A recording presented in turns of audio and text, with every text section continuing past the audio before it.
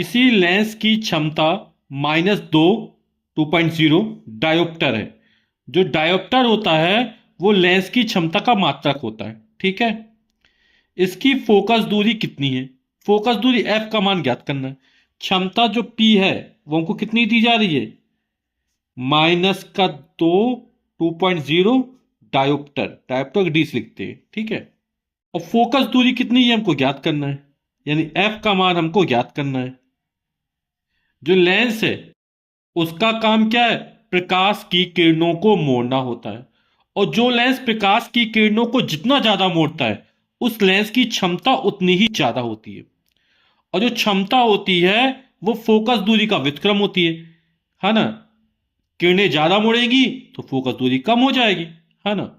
तो P equal to 1/f होता है या F इक्वल टू 1/P होता है? तो हमें फोकस दूरी याद करना है।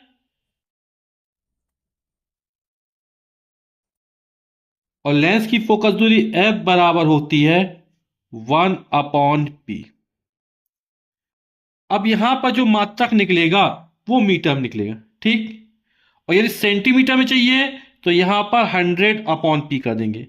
1 मीटर वाला 100 सेंटीमीटर। तो जो फोकस दूरी निकलेगी वो सेंटीमीटर में निकलेगी। ठीक। मान रख देते हैं। तो 100/P। और P का मान कितना? -2। तो 100 में 2 का भाग करोगे तो आएगा 50। माइनस का माइनस लगाया और क्या होगा? सेंटीमीटर। यानी लेंस की जो फोकस दूरी की कितनी निकली? -50 सेंटीमीटर। माइनस चिन्ह यह प्रदर्शित कर रहा है कि जो लेंस है वो कौन सा लेंस है? अवतल लेंस है ना।